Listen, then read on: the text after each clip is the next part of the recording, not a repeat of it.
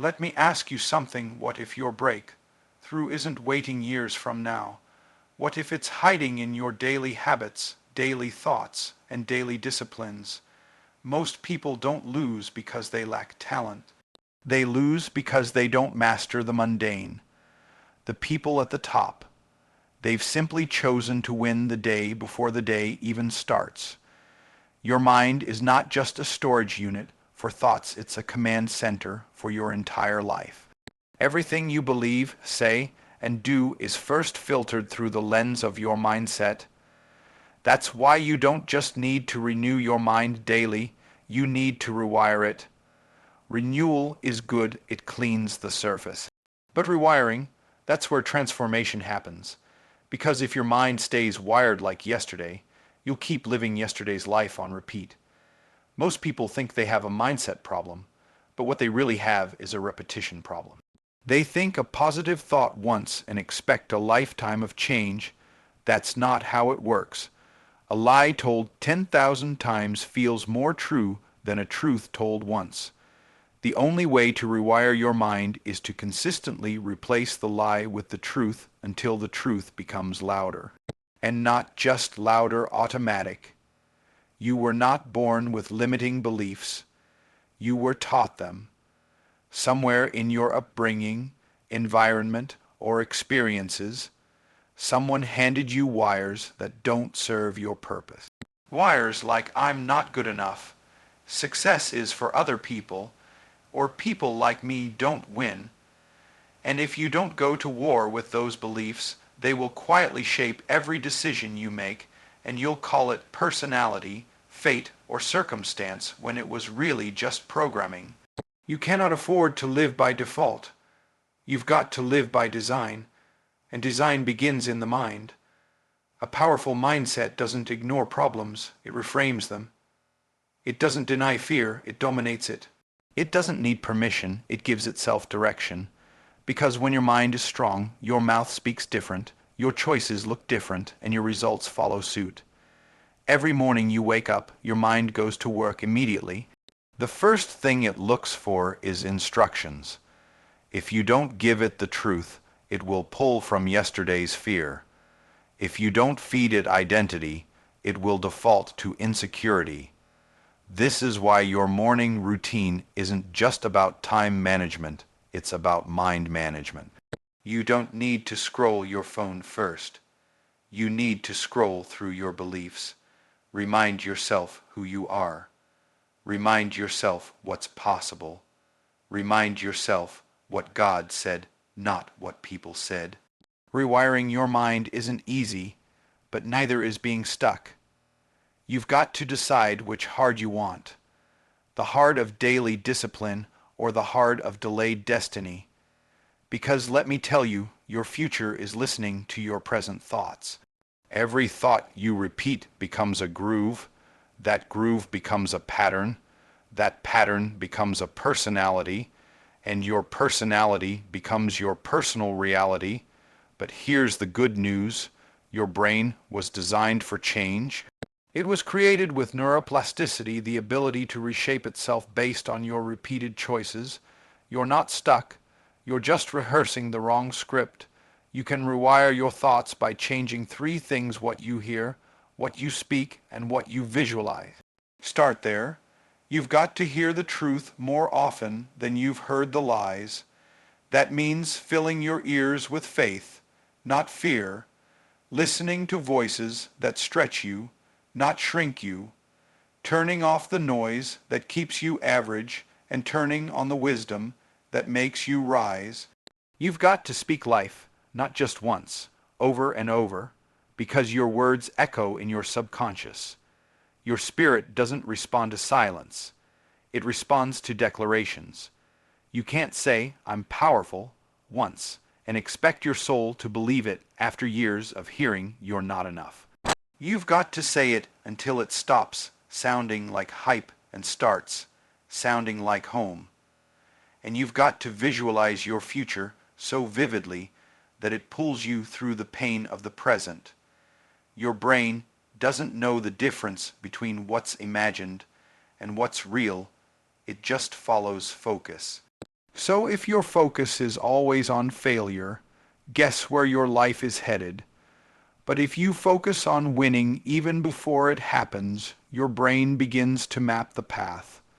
This is not just mental gymnastics. This is spiritual warfare. Your mind is the battlefield, and every thought is a seed. What you plant consistently becomes your reality eventually, so be ruthless about what you allow in. Not everything deserves your attention. Not every opinion is qualified to shape your outlook. Not every feeling deserves to become a fact. You were born with a sound mind, but to keep it sound, you've got to work it daily. This is your responsibility. No one else can think for you. No one else can believe for you. No one else can interrupt the old patterns that keep you circling the same mountain year after year. That's your job. Your mind is the gateway to your next level. You don't need a new opportunity, you need a new operating system. Rewire it until it serves your assignment. Rewire it until it's aligned with abundance. Rewire it until it becomes unrecognizable to your old self. And once you do, you won't have to chase results. They'll start chasing you. Your words are not just expressions, they are instruments of creation. Every sentence that leaves your mouth is either constructing your future or canceling it. You don't get what you want in life, you get what you consistently say. Most people think they're just talking, but they're actually prophesying. Life and death are not in your conditions, they're in your conversations. If you only speak what you see, you will always be trapped in what is. But if you learn to speak what you want, you begin the process of creating what can be. The people who change their lives are not just dreamers, they are declarers. They open their mouths and give their future a blueprint. Your words are assignments. They either build you up or break you down. They either push you forward or pull you back. This is why you can't afford casual conversations. You can't joke about being broke. You can't constantly say you're tired, stuck, or confused. That's not harmless, that's a command to your life. Your subconscious doesn't know you're joking. It just obeys the instructions. So when you keep saying, I never win, I'm always late, or nothing ever works out for me, guess what happens? Your life organizes itself to agree with your declarations. On the other hand, when you start speaking by faith, even when it looks foolish, your words go to work on your behalf. You can look broke but speak like a millionaire. You can feel weak but speak like a warrior. You can be surrounded by problems and still say, all things are working for my good. That's not denial, that's dominion. That's speaking the language of transformation. You were made in the image of a creator who created with words. He didn't build the world with his hands, he built it with his mouth. He said, let there be, and there was. And if you were made in that image, that means your mouth has creative power too. But instead of saying, let there be, most people say, why is it like this? And they wonder why things never shift. You don't fix chaos by describing it, you fix it by declaring what you want to see. This is not about pretending your problems don't exist. It's about refusing to let them have the final word. It's about speaking from a higher reality, one that's not limited by what your eyes can see. When you say, I am healed, even while symptoms remain, you're not lying, you're aligning. When you say, I am blessed, even when your bank account says otherwise, you're not fantasizing, you're prophesying. And that's how faith works. It speaks the end from the beginning.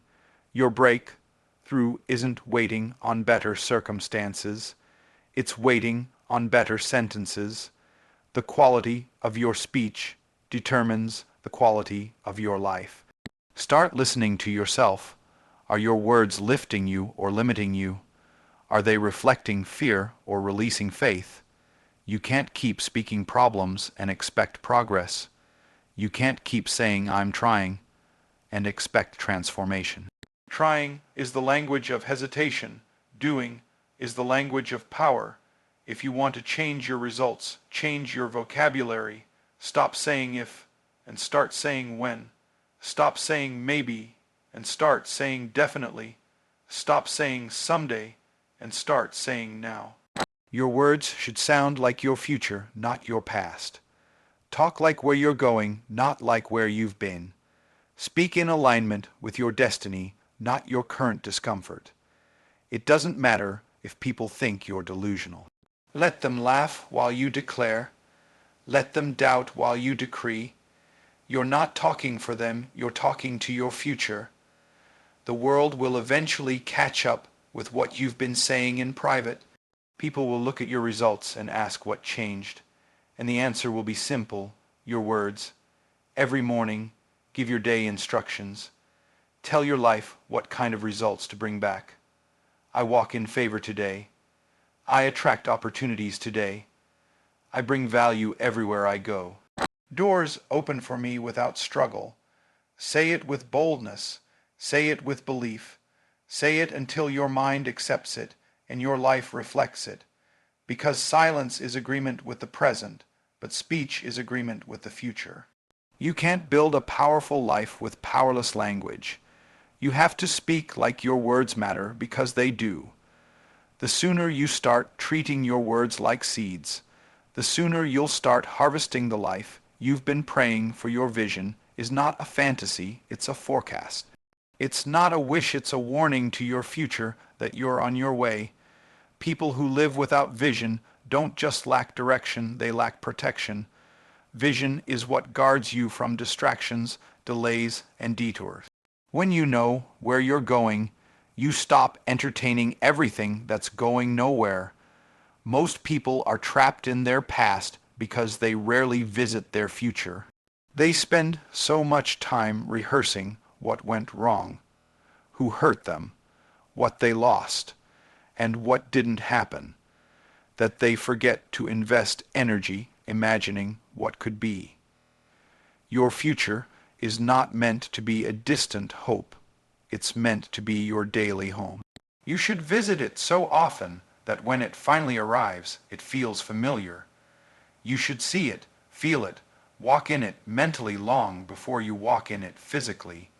Vision is spiritual eyesight.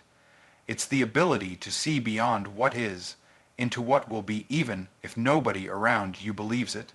And here's the truth, most people won't. They're too addicted to the familiar to recognize the future. So don't expect everyone to understand what you see. Some people can't see past their own pain, so they'll try to pull you back into it. Some people have settled, so they'll mock you for stretching. But their small thinking isn't your assignment. Your focus is. You can't build what you don't first visualize. Everything that's ever been built, from skyscrapers to systems, started as a vision. Somebody saw it before it existed. They obsessed over it. They planned it, mapped it, dreamed it, rehearsed it. That's what you have to do with your future. You've got to see yourself walking in that purpose, living in that overflow, operating in that anointing. You've got to make your future so real in your mind that your present starts to feel temporary. Because the truth is, your vision will always be tested.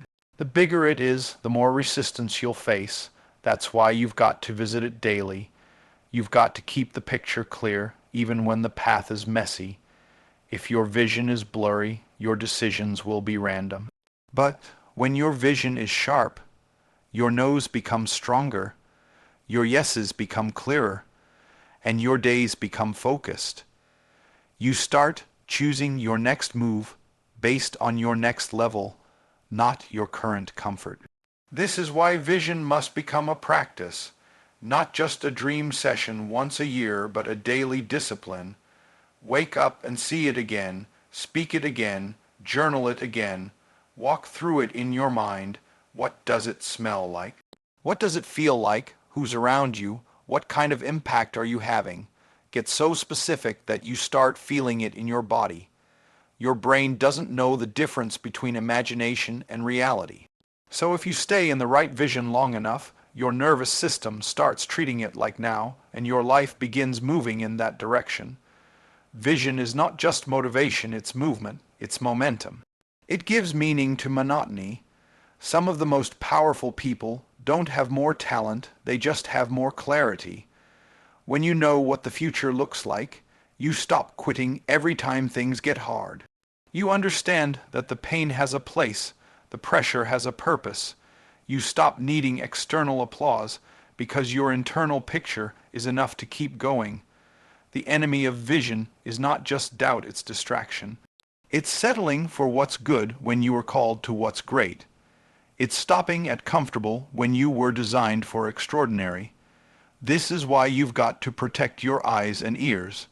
Not everything deserves access to your attention.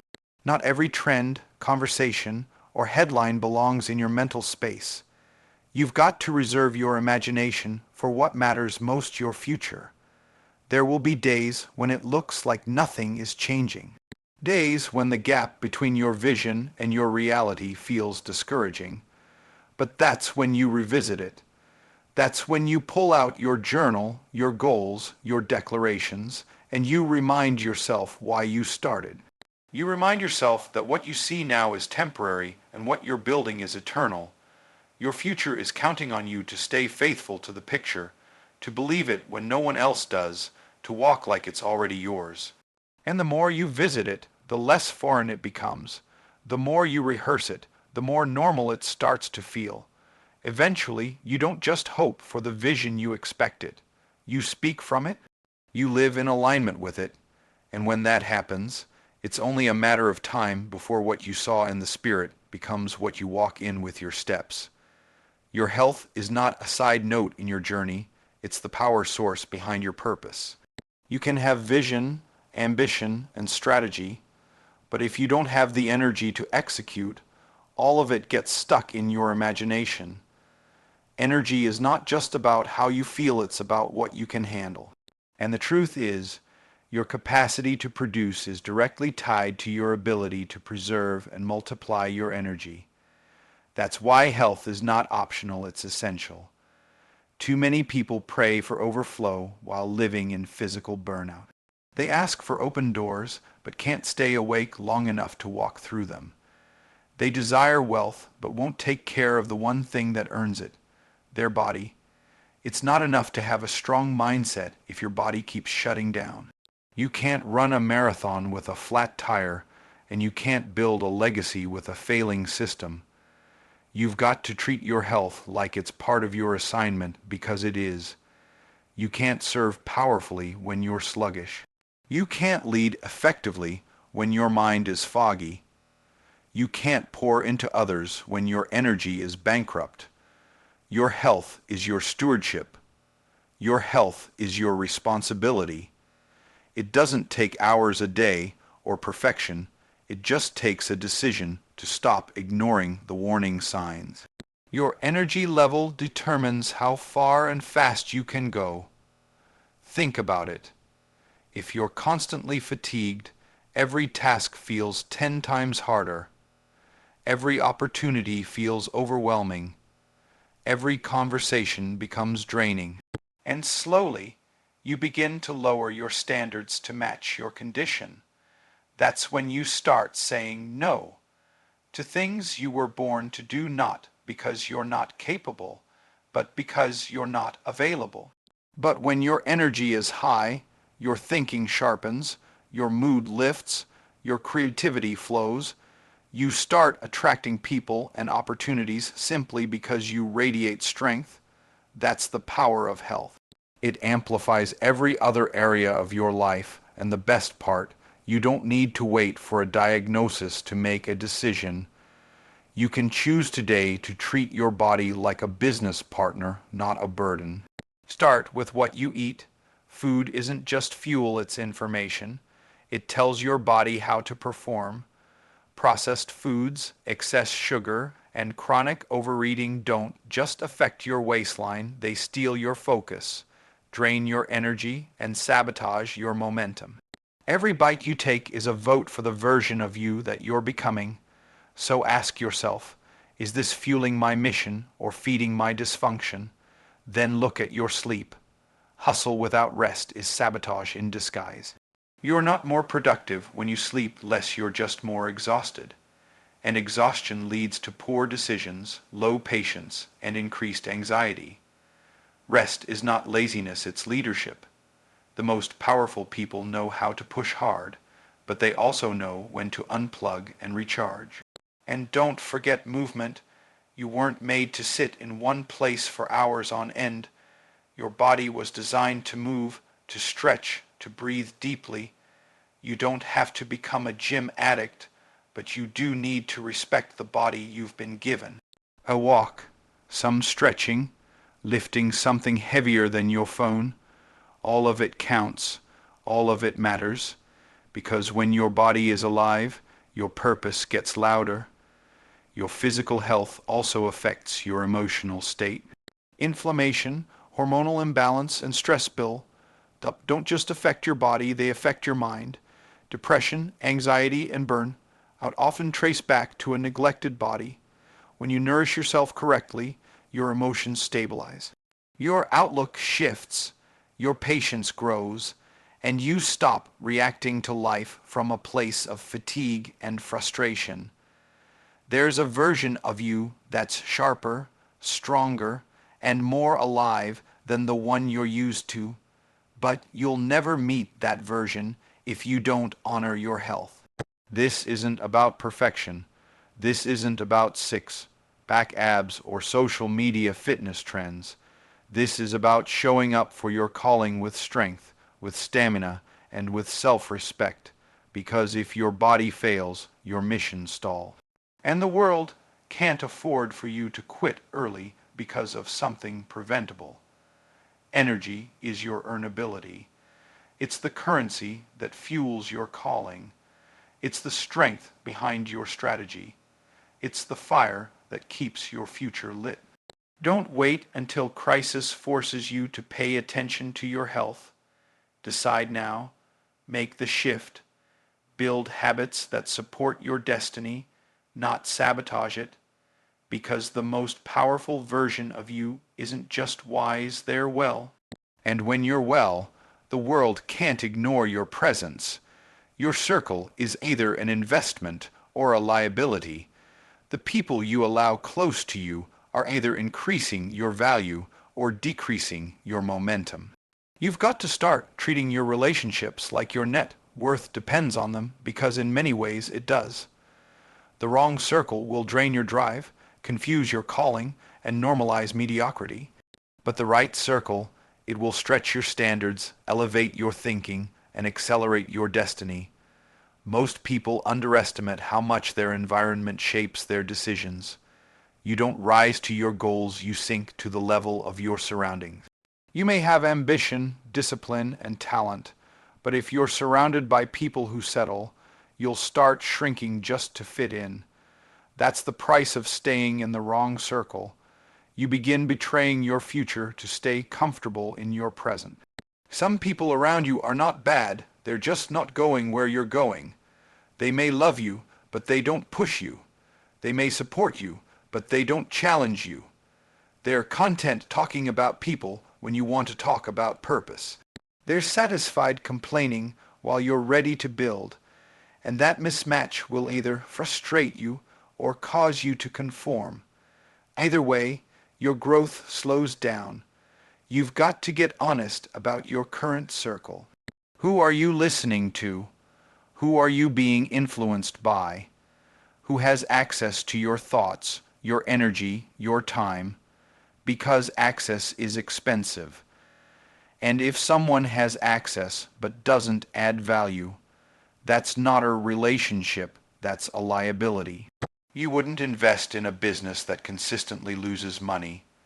Why keep investing in people who consistently drain your focus? This is not about arrogance. It's about alignment. You don't need perfect people in your life, but you do need purposeful people. People who make you think higher, talk sharper, and move faster. People who remind you of who you are when you forget. People who don't let you settle just because life got heavy. These are the kind of relationships that multiply your mission, not dilute it. You've also got to identify the categories people fall into. There are confidants, these are your inner circle. They love you enough to correct you and wise enough to guide you. Then there are constituents, they're aligned with your mission, but not necessarily loyal to you. When the mission changes, so do they. And finally, there are comrades, they're only around to fight a common enemy, but when the battle ends, so does the bond. Most of the frustration in your relationships comes from confusing those categories. You keep trying to build with comrades when they were only assigned for a season. You keep giving confidant level access to people who were only meant to be casual. That kind of misalignment doesn't just waste time, it wounds you. And it makes you cautious with the right people because you got burned by the wrong ones. So how do you audit your circle? Simple. Look at your last 10 conversations. Did they energize you or exhaust you? Did they raise your standards or reinforce your fears? Did you leave feeling empowered or emptied out? That's your evidence. The right people won't always tell you what you want to hear, but they will always call out what you need to remember. They'll call out greatness when you're acting small. They'll remind you of purpose when you're stuck in pressure. Sometimes the greatest upgrade you can give your life is not a new strategy, it's a new circle, a new room, a new environment. Because if you're the most driven, disciplined, and visionary person in your circle, you're not in a circle, you're in a cage. Growth requires proximity to people who make you uncomfortable in the best ways. People who are walking in what you want to walk in. People who have done what you're still dreaming of. Their example becomes your shortcut. Their presence becomes your mirror. Don't let loyalty to history rob you of alignment with destiny. Just because someone's been in your life a long time doesn't mean they belong in your future. Some people were necessary for your survival, but they can't handle your success. Others were perfect for your past, but they're allergic to your progress. Let them go in love, but don't let them go with your focus. You were never meant to walk this journey alone, but you were meant to walk it intentionally. Choose your circle like your future depends on it. Because the truth is, it does. Iron sharpens iron, but rust spreads too. And if you want to move like a king or queen, you've got to stop sitting at tables that celebrate excuses. Surround yourself with people who don't just clap for you, they call you up. That's how you multiply your impact. That's how you become unstoppable. Discipline is not punishment, it's preparation. It's the quiet commitment to show up before you're ready, to act before you're motivated, and to build before you're seen. Most people wait for perfect conditions to start, but the truth is, your success is hidden in your ability to master the day before it begins. If you don't run the day will run you, and discipline is how you take control of the hours before chaos even has a chance to knock. Every day starts with a choice. Either you tell your day what it's going to be, or your feelings will. And your feelings are not loyal.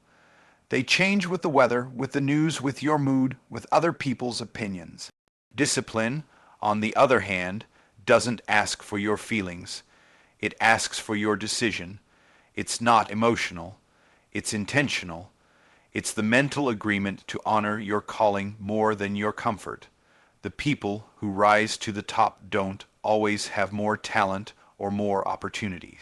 They just have more structure. They don't wait to feel like it, they follow a plan.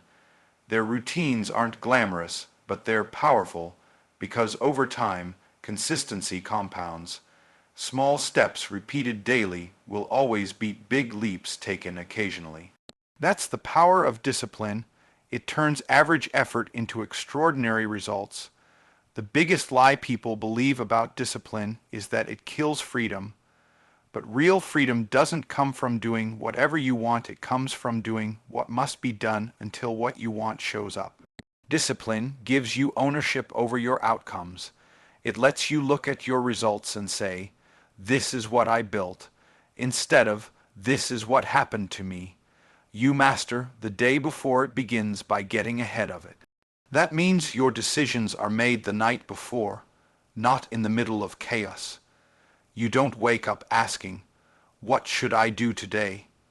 You wake up knowing you've already mapped your morning. You've already protected your priorities. You've already decided what matters. That way, when distractions show up and you're not thrown off course. You're anchored. Discipline starts with vision. You can't build a strong day if you don't know what you're building toward. When you're clear on the future, your present decisions start lining up. You don't waste time. You don't chase noise. You don't scroll through distractions. You execute, because every choice either builds your vision or betrays it. And the more disciplined you are, the fewer decisions you have to make. Your life starts to run on standards instead of suggestions. The truth is, most people don't lack time, they lack order.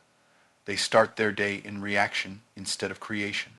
The phone goes off, the emails come in, the demands pile up, and before they know it, they've spent the entire day putting out fires instead of building the future.